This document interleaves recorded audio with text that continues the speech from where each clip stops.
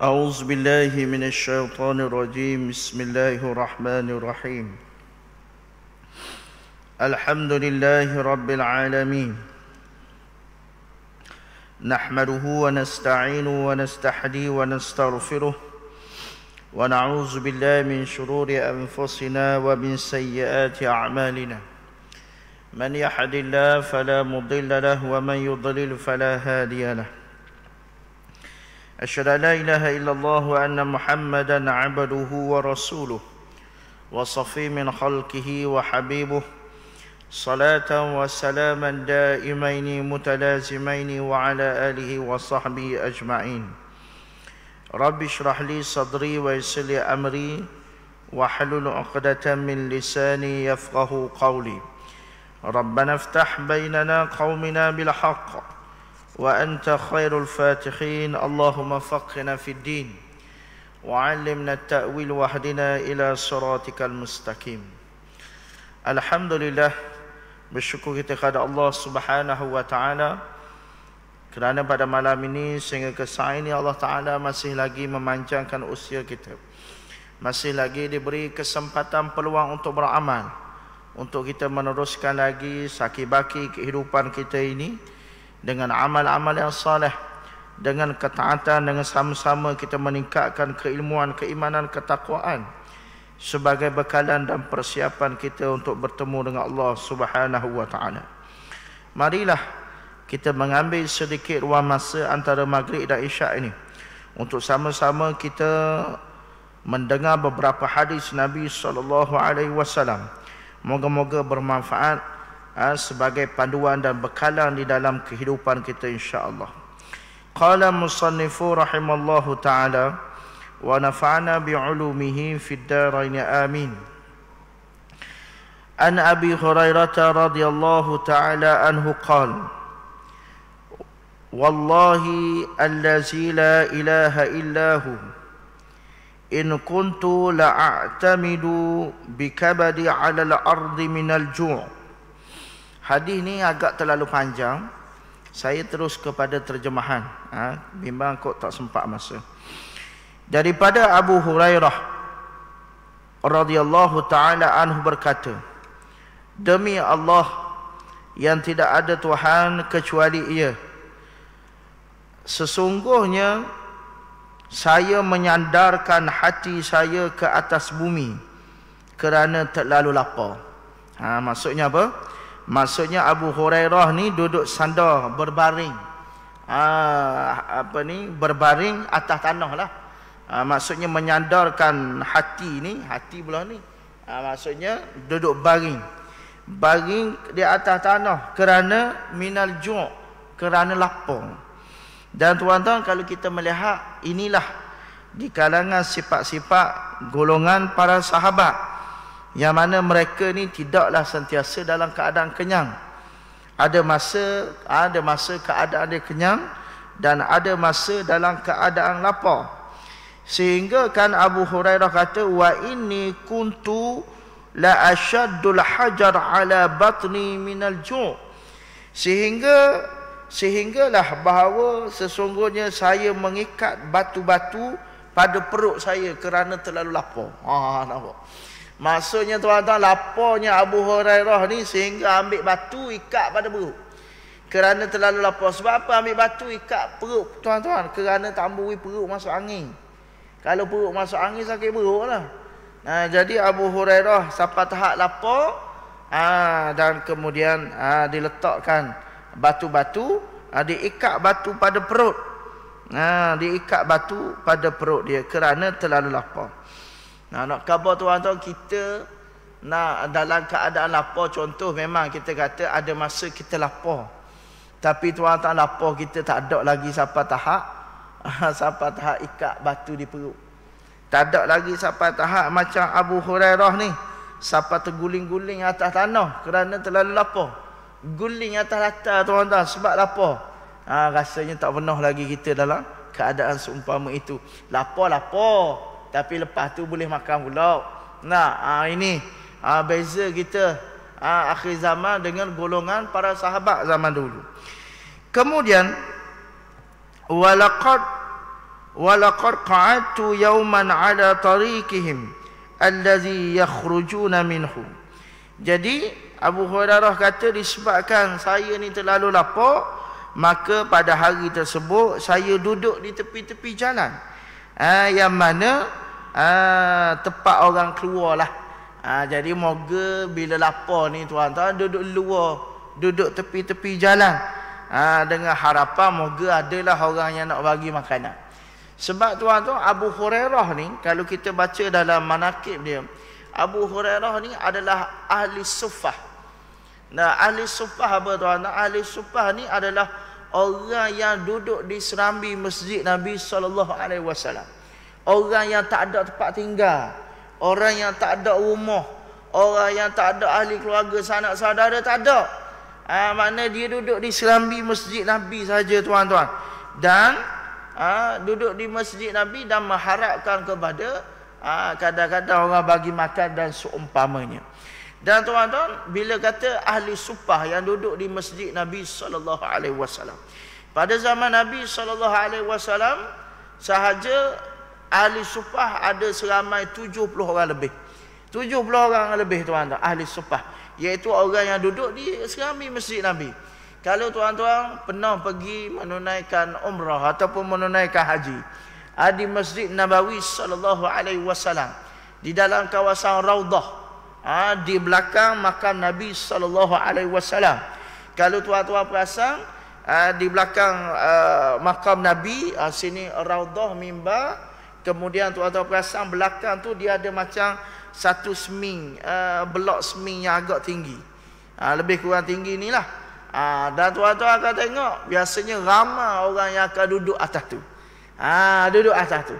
Dan setengah ulama menyatakan bahawa di situlah tempat ahli suffah pada zaman Nabi SAW duduk. Nampak, ini kelebihan ahli suffah.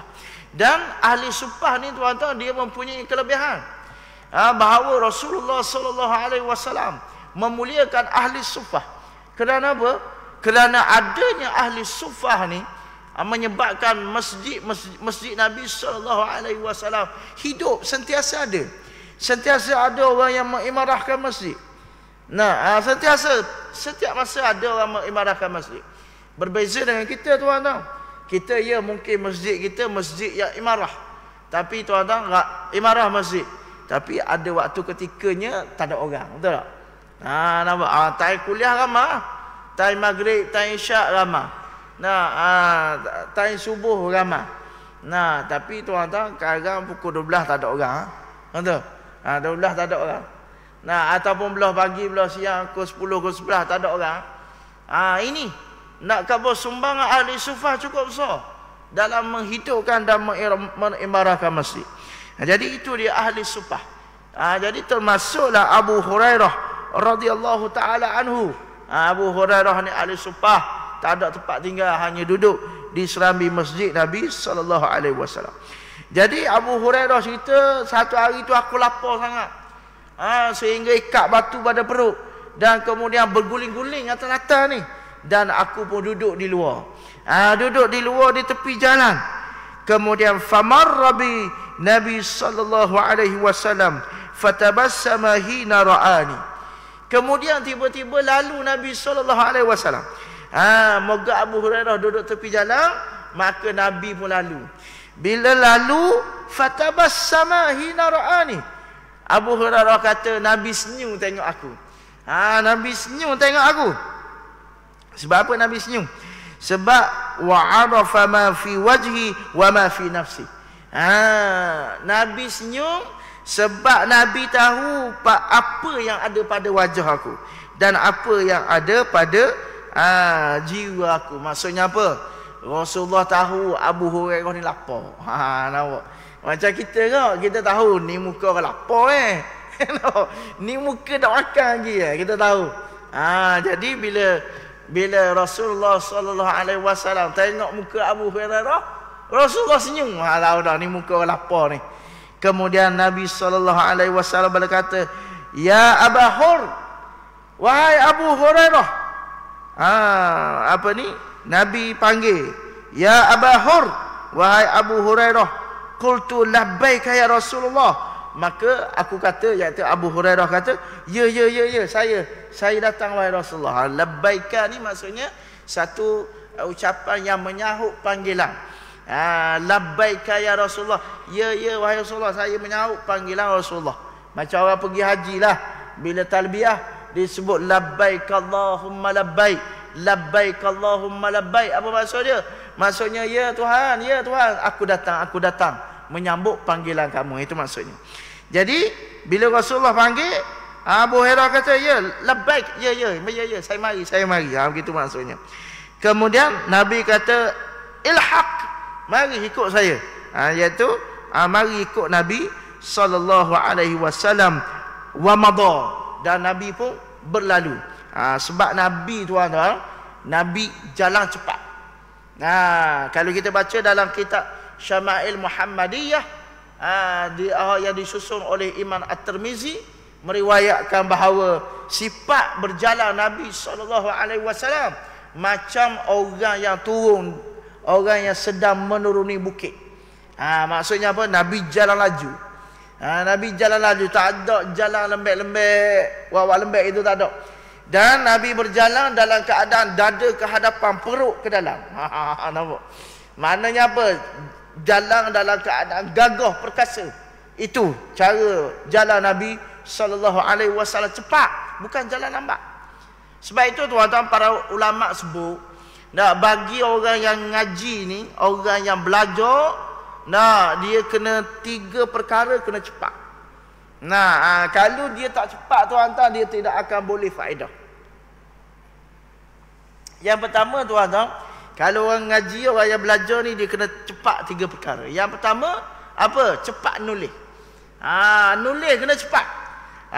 Biasanya kita dengar ustaz-ustaz, tuan-tuan guru kita mengajar, kita pun saling cepat. Supaya apa? Supaya kita dapat ambil istifadah. Tapi hari ni alhamdulillah lah, mudah. Zaman teknologi hari ni ada live, ada rekod, boleh kita tengok balik. Tapi tak apalah. Tapi sifat penuntut ilmu mesti menulis, mendabik, mencatat dengan cepat. Yang kedua, sifat penuntut ilmu, sifat orang belajar. Yang kedua apa tuan-tuan? Iaitu makan kena cepat. Nampak? Makan kena cepat. Sebagaimana pengarang kitab kita ni, Imam Nawawi rahimahullah subhanahu wa ta'ala. Imam Nawawi ni tuan-tuan adalah di kalangan yang kita sebut ulama ul-uzzar, ulama yang bujang, tak kahwin, dan meninggal dunia awal, meninggal dunia pada umur yang muda. Ada riwayat kata meninggal dunia pada umur 42 tahun. Ada kata meninggal dunia pada umur 43 tahun. Maknanya apa? Mati muda. Tapi tuan-tuan, disebut bagaimana Imam Nawawi rahimahullahu ta'ala ni, dia menghabiskan masa dia.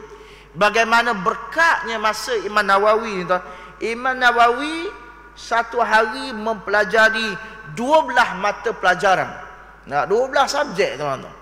12 bidang ilmu sehari dia mengaji.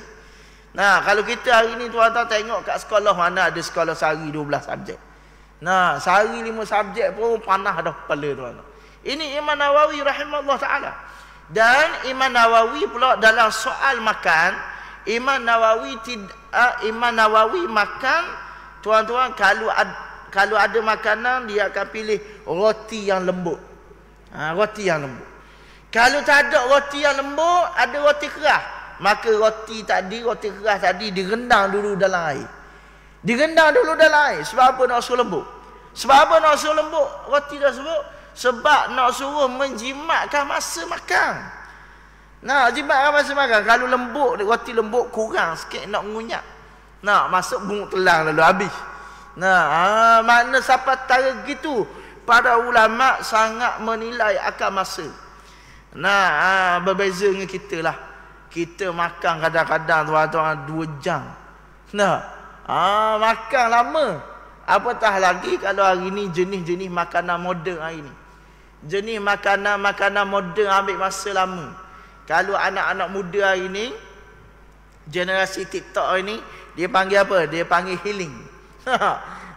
Makan ni tuan-tuan lama. Contohnya apa? Contoh makanan lama. ni apa? Steamboat sebagai contoh. Kenapa? Steamboat ni tuan-tuan makan lama, ambil masa. Sebab dia makan main-main tu. Makan sambil main. Nak ambil sekor, bakar. Nak. Saya pernah pergi dulu sekali tuan-tuan. Apa ni? Restoran apa? Meketai ke apa nama. Nah, saya lupa dah nama. Ada steamboat. Bukan nak pergi sangat tuan-tuan. Sebab kebetulan dia buat promosi. Promosi siapa yang ada buku pink, boleh makan percuma. Buku pink ni maksudnya orang yang mengandung. Nah, orang yang mengandung boleh makan percuma. Dan kebetulan orang rumah saya mengandung pada masa tu. Jadi dia nak pergi, kita pun pergilah. Tapi hak yang percumanya dia je, kita nak bayar. Nampak? Hak ada buku pin tu lah. Jadi tuan-tuan, saya pergi lepas asar. Saya pergi belum asar lagi. Nah, saya pergi belum asar, nak pergi masuk tuan-tuan, ramai orang. Nah, sehinggalah pas asar, siapa ke garis nak masuk konang suku dah. Kita kata kalau makan ni dah ni kita pergi semayang dulu. Saya pun pergi semayang dulu. Nah, pergi semayang dulu tuan-tuan. Lepas semayang, pergi semula kat kedai tadi. Siapa kat kedai tadi tuan-tuan? Sebab tadi kan kita tak masuk sebab ramai orang, penuh, tak ada tempat duduk. Jadi tuan-tuan, bila lepas semayang, bila kita pergi, orang hok tadi, belum asar tadi tu, lepas asar tadi tu, pukul 5 tadi, ada lagi. Maknanya dah sudah pergi makan. Kita tu tak siap maya bagai apa, maknanya lebih kurang 2 jam, hari pula ada lagi dia. Tak habis ke makan. Nah, tu nak khabar masyarakat kita lah. Tapi tuan-tuan tak salah. Tak salah, tak ada kata haram ke apa, tak ada. Nah, tapi cuma nak khabar sifat orang yang sekah dia tak gitu lah. Tapi orang kita pun gitu lah. Orang kita kalau dia makan, sebab makanan budaya kita banyak mata lauk. Nah, nasi, ada lauk ikan, lauk ayam, ada sayur, ada acor, ada belacang, banyak kakah, menyebabkan kita pun makan jadi lambat. Jadi bagi orang yang penuntut ilmu, makan kena cepat. Nah, tak boleh lama-lama, tak boleh. Sebab apa? Sangat menjaga masa. Dan yang ketiga, hak kena cepat, jalan kena cepat. Maka tuan-tuan, kalau kita tengok orang ni, orang yang buat ketiga-tiga perkara ni, pada dia tuan-tuan ada nilai. Nah, ada nilai kecermelangan, ada nilai yang baik pada dia. Tapi kalau orang yang seberlambat, kalau orang Terengganu kata metak, metak, jalan lambat, terhoyong hayang, makan pun lambat, jalan pun lambat, nulis pun lambat. Orang gini tuan-tuan biasanya kurang kecermelangan. Orang yang cepat, orang yang segera. Sebab itu tuan-tuan, kalau kita tengok dalam Al-Quran, banyak perintah-perintah Allah Ta'ala suruh segera, cepat. Di antaranya Allah Ta'ala sebut dalam surah Ali Imran, wasari'u ila maghfiratin min rabbikum. Bersegeralah kamu, segera, cepat-cepat.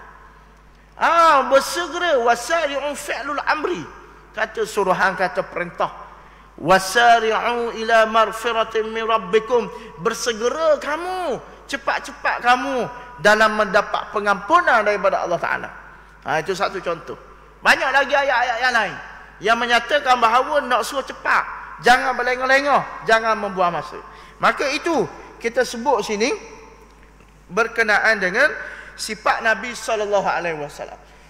Bila Nabi kata, ya Aba Hur, ilhaq, wahai Abu Hurairah, mari ikut. Mari ikut tu Rasulullah tak tunggu. Rasulullah jalan lalu. Dan kemudian fattaba'tu, dan Abu Hurairah kata aku ikut. Aku ikut Nabi. Fadakhala, dan Nabi pun masuk dalam rumah dah. Nampak? Maknanya Nabi laju ni. Kemudian fasta'zana, maka saya pun minta izin. Bak Rasulullah masuk dah dalam rumah, Abu Hurairah duduk luar ni minta izin. Minta izin nak masuk. Fauzinali, maka diizinkan kepada saya untuk masuk. Ni yang kedua. Ni keadaan ni nak khabar tuan-tuan, bila kita nak masuk rumah orang kena minta izin. Nah, jangan awak masuk selamba je.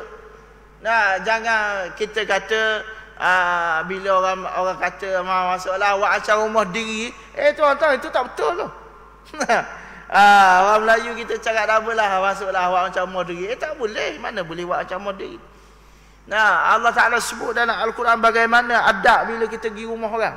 Ya ayyuhallazina amanu. Nah, apabila wahai orang-orang yang beriman, apabila kamu la tadkhulu buyutan ghaira buyutikum hatta tasta'nisu wa tusallimu ala ahliha. Wahai orang-orang yang beriman, jangan kamu masuk rumah kamu. Jangan kamu masuk yang mana bukan rumah kamu sehinggalah kamu memberi salam dan kamu minta izin dengannya. Nampak? Maka ini yang ajar kepada kita, dan Abu Hurairah beramal dengan adab ini. Maka sebelum masuk rumah Nabi, Abu Hurairah minta izin dulu. Maka bila diizinkan, barulah Nabi barulah Abu Hurairah masuk. Kemudian fawajana labanan fil qadah. Bila Abu Hurairah masuk, maka ia mendapati adanya susu di dalam bekas. Abu Hurairah tengok, ada susu dalam rumah Nabi. Qadah ni tuan-tuan, bekas tu dia macam qadah ni dia lebih kurang macam gejak kita kata. Nampak? Bukan cawan kecil sah. Qadah ni lebih kurang macam jak tu. Lebih kurang macam tu. Kemudian bila masuk dalam rumah, bila tengok ada susu dalam bekas, Nabi pun tanya, min aina hazal laban? Daripada mana susu ni? Mana Nabi tanya dulu, ambil mana susu ni? Sebab bimbang, takut susu itu sama ada susu yang disedekahkan ataupun susu yang orang bagi zakat, ataupun susu yang daripada mana, daripada syubhat, tak tahu. Jadi di sini nak khabar Nabi menetapkan dulu, mengesahkan dulu makanan itu, rezeki itu daripada mana. Sama juga dengan kita. Kita kadang-kadang tak tahu ni, belasah je tuan-tuan. Tak tahu ya daripada mana sumbernya. Kemudian qalu ahdahu laka fulanun au fulanah. Jadi ahli keluarga Rasulullah kata, susu itu dihadiahkan kepada kamu oleh si fulan. Maksudnya apa? Maksudnya kalau susu itu dihadiahkan, maka Rasulullah boleh minum. Tetapi kalaulah susu itu disedekahkan ataupun dizakatkan, Rasulullah tak boleh minum. Sebab Rasulullah serta ahli keluarganya haram makan zakat dan sedekah. Tak ada boleh. Tapi hadiah tak apa. Jadi ahli keluarga kata itu hadiah kepada kamu wahai Rasulullah, daripada si fulan bin si fulan. Kemudian Nabi bersabda lagi, ya Abu Hur, wahai Abu Hurairah. Kemudian Abu Hurairah kata, labbaika ya Rasulullah. Ya, saya datang wahai Rasulullah. Kemudian Rasulullah bersabda, ilhaq ila ahli suffah. Rasulullah kata, wahai Abu Hurairah, ni ambil susu ni beri kepada ahli suffah. Beri ke ahli suffah, fad'uhum li. Maka panggil semua, mari sini, mari minum susu tadi. Maka tuan-tuan, suruh panggil semua ahli suffah. Ahli suffah tadi kita sebut tadi ada 70 orang. 70 orang lebih duduk kat serambi masjid Nabi sallallahu alaihi wasallam. Dan Nabi kata, wa ahlu suffah adyaful Islam. Ahli suffah ni adalah tetamu Islam. Maksudnya apa? Rasulullah sallallahu alaihi wasallam sangat memuliakan ahli suffah. Sebab ahli suffah ni la ya'una ala ahlin, tidak ada ahli keluarga, wala malin, dan tidak ada harta, wala ala ahadin, dan tidak ada kaum kerabat. Macam kita kata tadi ya, dia tak ada apa-apa, duduk di serambi masjid Nabi saja. Maka tuan-tuan, bila mana Rasulullah sallallahu alaihi wasallam suruh panggil ahli sumpah belaka, ajak minum 70 orang tu. Jadi Abu Hurairah kata, ni maknanya mari dalam hati ni. Abu Hurairah kata, fasa'ani zalik. Abu Hurairah kata, mari perasaan dak molek dalam hati aku. Nah, perasaan apa tuan-tuan? Perasaan sepatutnya Rasulullah tahu dah aku ni lapar, beri aku minum dulu. Nampak? Tahu dah aku ni lapar ni, perut ikat dengan batu ni. Patutnya Rasulullah berilah aku minum dulu. Kalau panggil ahli sumpah, jawapannya tuan-tuan, dah cukup ah. Batu saya kata tadi tuan-tuan, bila sebut labanan fil qadah, susu dalam qadah. Qadah ni bekas macam jak air tuan-tuan. Jak air besar jak tu lah. Tuan-tuan kalau kita fikirlah, kalau sejak tu cukup tak 70 orang? Tak cukup. Sejak 10 orang pun belum tentu cukup. Jadi Abu Hurairah kata, mari perasaan tak comel dalam hati aku ni.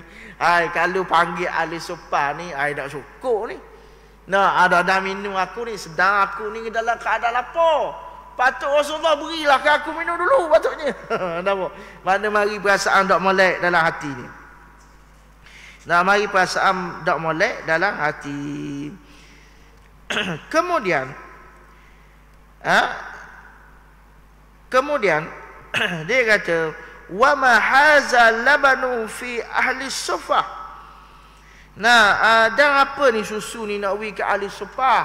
Patutnya beri ke saya dululah. Nah, saya yang temu Rasulullah dulu. Patut berilah saya minum dulu. Kemudian Nabi kata tadi, pergilah panggil dulu. Panggil ahli sufah ni. Jadi tuan-tuan, macam kita sebut tadi lah, mari perasaan tak molek dalam hati Abu Hurairah radhiyallahu taala anhu. Tapi tuan-tuan, walaupun begitu, tidak adalah yang lebih utama daripada mematuhi perintah Nabi sallallahu alaihi wasallam.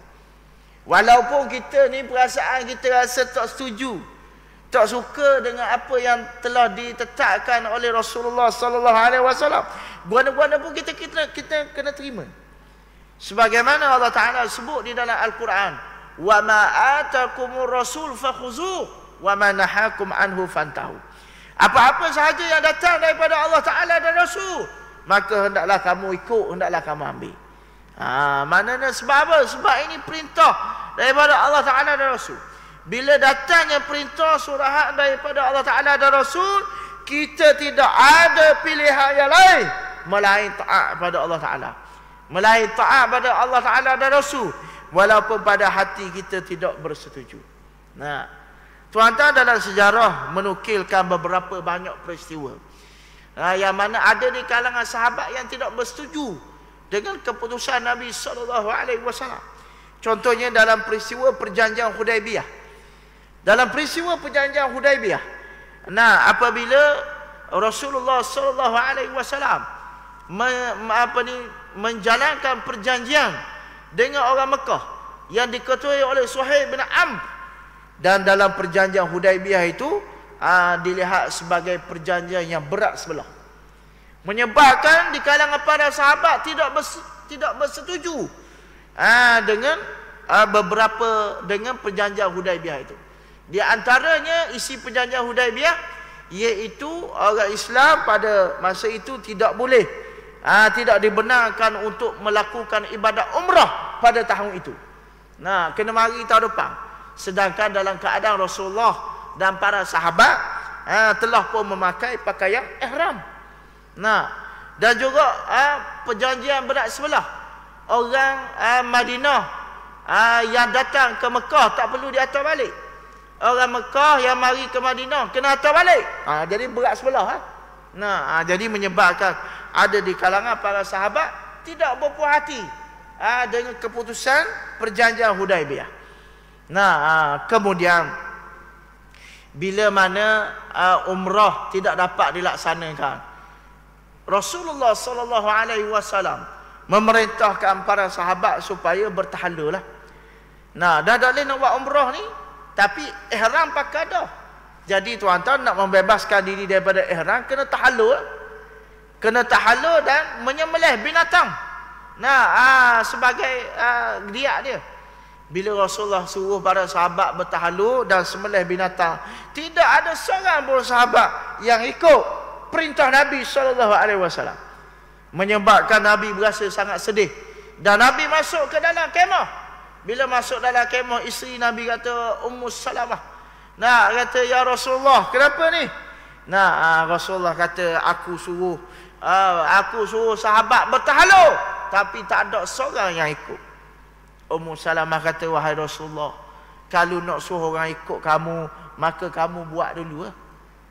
Kemudian Rasulullah pun keluar daripada kemah. Rasulullah bertahallul sendiri, dan Rasulullah menyembelih binatang kibas sendiri. Bila sahabat nampak Nabi buat sendiri, maka barulah sahabat ikut. Nampak. Nah, khabar sini bahawa tuan-tuan, apa sahaja ketetapan daripada Allah Ta'ala dan Rasul, kita kena ikut lah. Nah, kerana tidak ada ketaatan yang mutlak, melainkan ketaatan kepada Allah Ta'ala dan Rasul. Maka begitu juga Abu Hurairah dalam saat ini.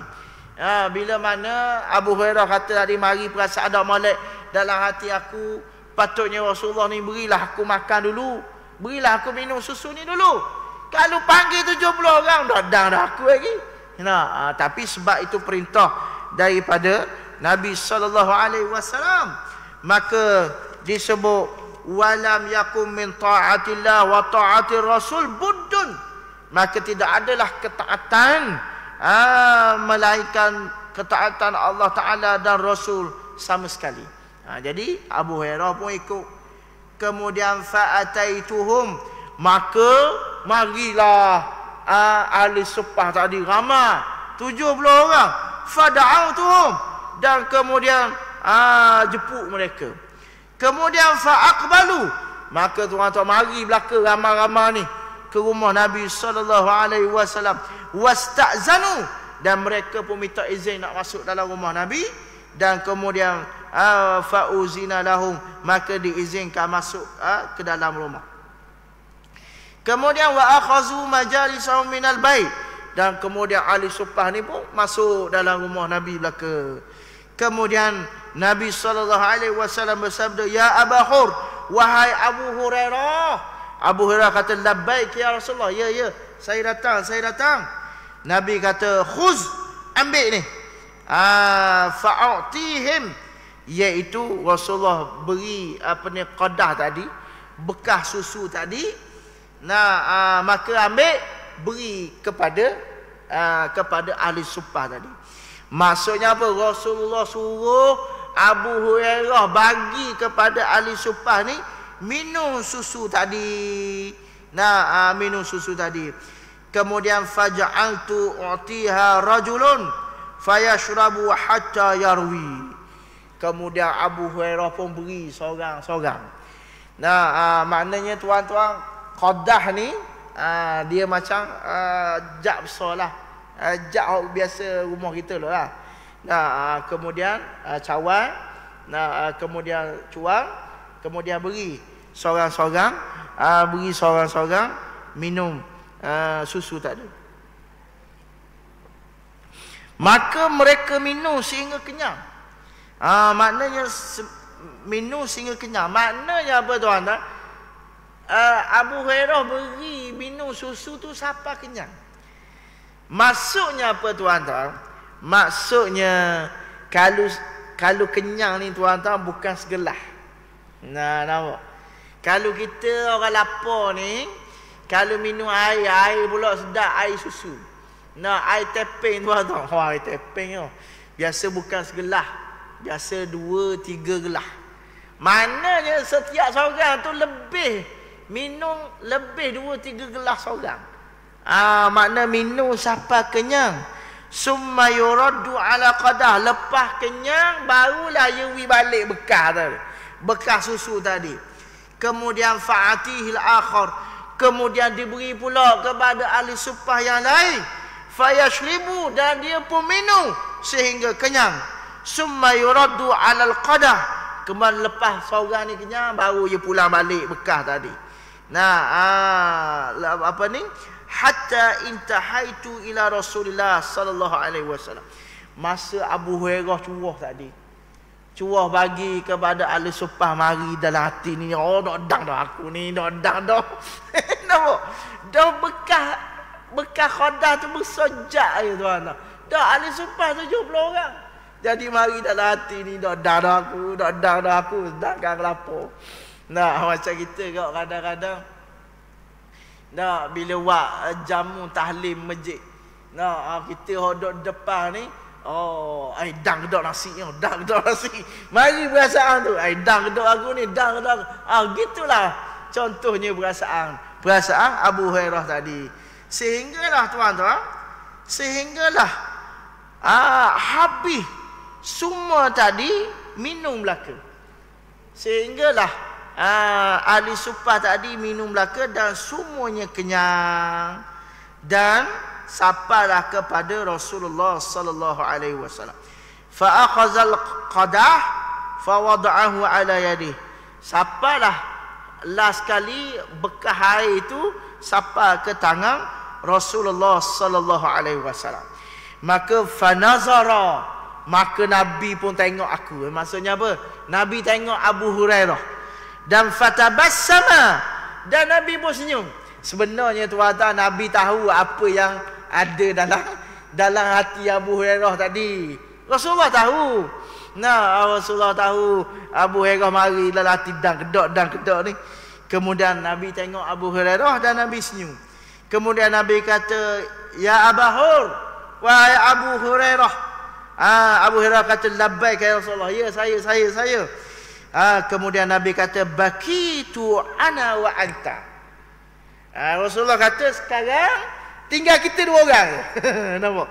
Tinggal saya dan awak. Maksudnya Rasulullah dengan Abu Hurairah. Sebab orang lain, ahli supah lain minum belaka dah. Minum pula, kenyang belaka dah. Jadi Rasulullah kata, wahai Abu Hurairah, sekarang tinggal kita dua orang je. Kemudian aku pun kata, sadaqta, ya benar wahai Rasulullah, tinggal kita dua orang. Kemudian Nabi pun kata, uq'ud. Nabi kata kepada Abu Hurairah, duduk. Fashrab, maka minum. Maksudnya apa tuan-tuan? Ni lebih ni. Lebih kurnia yang dikurniakan Abu Hurairah. Maksudnya apa? Abu Hurairah minum susu daripada bekas tangan Nabi sendiri. Nabi tukang tuang kepada Abu Hurairah. Apa perasaan tuan-tuan? Kalau tuan-tuan kita mari, contohnya ni. Tadi ni Tok Imam tuang air saya. Nampak? Tok Imam tuang air ke saya. Apa perasaan tuan-tuan? Kalau yang mari tuang air ni, tuanku Sultan. Mana dia tuan-tuan? Tuan-tuan. Biasa tuanku Sultan ni orang tuang air je. Orang tuang air pada tuanku. Tapi orang ni tuan-tuan, tuanku tuang air kepada saya. Apa perasaan? Berasa-rasa sangat terharu. Terima kasih tuanku, terima kasih tuanku. Maka begitulah juga Abu Hurairah tadi. Mana Rasulullah tuang sendiri untuk Abu Hurairah minum. Maka Rasulullah kata, fashrab, minumlah. Maka faq'antu fasharabtu. Maka Abu Hurairah kata, aku pun duduk dan aku pun minum. Kemudian Nabi kata, ishrab, minum lagi. Nampak? Aku pun syarabtu, aku minum lagi. Nabi kata lagi, ishrab, minum lagi. Nampak? Nabi suruh minum lagi. Fama zala yaqulu, sehinggalah sentiasalah Nabi kata gitu. Maksudnya Nabi kata, minum, ishrab, minum lagi. Minum lagi. Abu Hurairah, minum lagi. Nampak? Sehinggalah aku pun kata, la wallazi ba'asa bil haqq, demi Tuhan yang mengutuskan kamu dengan kebenaran, la ajidalahu maslikan. Maksudnya apa? Cannot go. Dah boleh nak minum dah. Maksudnya apa? Maksudnya Abu Hurairah kata, tidak, saya tak boleh nak minum lagi dah. Maksudnya apa? Kenyang dah lah. Kenyang dah. Rasulullah kata, minum lagi. Abu Hurairah kata, Allah, tak boleh dah, saya tak boleh minum dah. Kenyang dah Rasulullah. Kemudian Nabi SAW bersabda, fa'arini. Nabi kata, fa'ataitul qadah. Nabi kata, wa'ari sini gelas tu. Wa'ari sini gelas susu tu. Kemudian fa'ataitul qadah. Maka aku pun beri bekah tadi. Fahamidallahu ta'ala. Dan kemudian memuji Allah Ta'ala. Wasammi, iaitu baca bismillah. Dan wasyaribal fadlah. Dan kemudian barulah Rasulullah sallallahu alaihi wasallam minum sisa-sisa hak lebih tadi. Hadis ini menyatakan bahawa yang pertama menyatakan berkenaan dengan mukjizat Nabi sallallahu alaihi wasallam. Yang mana dengan sebab keberkatan tadi tuan-tuan, makanan yang sikit cukup untuk ramai. Kalau saya sebut tadi tuan-tuan, al-qadah ni macam jak air. Jak air tu tuan-tuan, kalau 10 orang pun tak cukup. Apakah lagi kalau ahli sufah ni tuan-tuan 70 orang. Tapi dengan berkat Nabi SAW, semua 70 orang tadi semua minum dalam keadaan kenyang belaka. Sebab tu tuan-tuan, ini berkat. Bila mana kita makan ataupun minum secara berjemaah. Makan minum secara berjemaah. Disebut dalam riwayat hadis Nabi SAW, makanan untuk seorang cukup untuk 2 orang. Makanan 2 orang cukup untuk 4 orang. Makanan 4 orang cukup untuk 8 orang. Begitulah. Sebab tu tuan-tuan, Nabi anjurkan kita makan secara berjemaah. Makan secara beramai-ramai. Kerana di situ adanya keberkatan. Dan tuan-tuan, kita jangan rasa takut, jangan rasa bimbang. Kalau makan ramai tak cukup. Biasa gitu mau. Kan kalau aku ajak dia kan tak cukup kan? Nampak? Kalau aku ajak dia kan tak cukup. Jangan bimbang tuan-tuan. Bila mana kita yakin akan adanya unsur keberkatan, maka insya-Allah Allah Taala akan mencukupkan kita. Mana makanan untuk seorang tu cukup untuk 2 orang. Berkat dia kat mana tuan-tuan? Kadang-kadang orang tanya kau, dah ustaz, berkat dia kat mana? Adakah nasi tu jadi bertambah?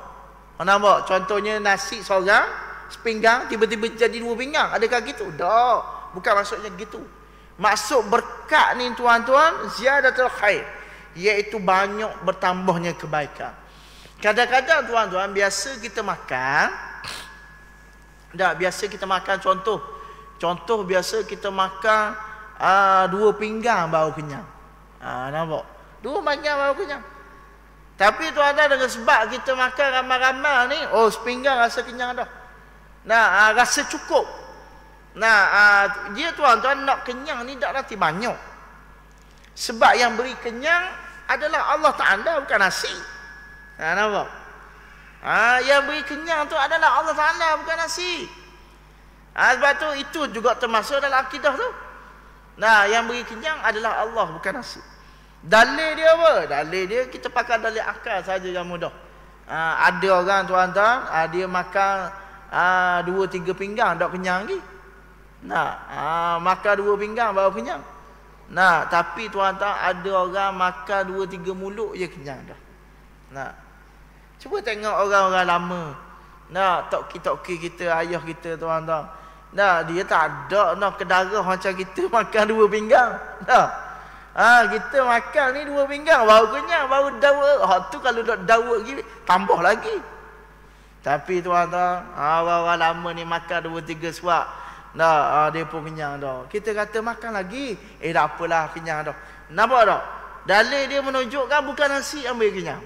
Yang beri kenyang adalah Allah Subhanahu wa taala. Jadi hadis yang kita bacakan pada malam ini terlalu banyaklah kelebihan dia, pengajaran dia. Yang pertama, hadis ini nak menyatakan tentang mukjizat Nabi sallallahu alaihi wasallam. Satu. Dan yang kedua, kelebihan bagi kita makan secara berjemaah. 2. Yang ketiga, hadis ini juga menyatakan kelebihan kita berlapar. Kelebihan kita berlapar maknanya tak sentiasa dalam keadaan kenyang. Bila berlapar ni tuan-tuan, barulah dia akan dapat menundukkan hawa nafsu, melemahkan syahwat dan menggerakkan kita untuk melakukan amal ibadat. Nah, menguatkan makan ni disebut tadi sekadar untuk menguatkan tulang belakang. Nah, menguatkan tubuh badan kita supaya kita dapat melakukan ibadat kepada Allah Subhanahu wa taala. Demikianlah hadis yang dapat kita kongsikan pada malam ini, beberapa pengajaran dan iktibar yang dapat kita ambil melalui pengajaran hadis-hadis yang kita bacakan pada malam ini. Moga-moga bermanfaat pada pertemuan yang ringkas pada malam ini. Wallahu subhanahu wa ta'ala alam. Apa yang baik daripada Allah Ta'ala, lemah dan kurang itu kelemahan daripada diri saya sendiri, dan saya beristighfar ampun taubat pada Allah Subhanahu wa Ta'ala jika ada silap dan salah dalam penyampaian saya, terkasar bahasa, terlanjur bicara, terlebih masa. Terima kasih atas perhatian. Aqulu ma sami'tu ma qul qawli hadza wa astaghfirullah li wa lakum. Wassalamualaikum warahmatullahi taala wabarakatuh. Allahumma jam'ana hadza jam'an marhuma wa tafarraqna min ba'di tafarruqan ma'suma. اللهم علih بين قلوبنا وأصلح ذات بيننا ونجنا من الظلمات إلى النور وجعلنا الفاحش ما ظهر منها وما بطن. اللهم انفعنا ما علمتنا وعلمنا بما ينفعنا وزدنا علما. اللهم فقهنا في الدين وعلمنا التأويل واهدنا إلى صراطك المستقيم. اللهم اجعلنا من الذين يستمعون القول فيتبعون أحسنه. وصلى الله على سيدنا محمد وعلى آله وصحبه وسلم والحمد لله رب العالمين. تقبل الله منا منكم.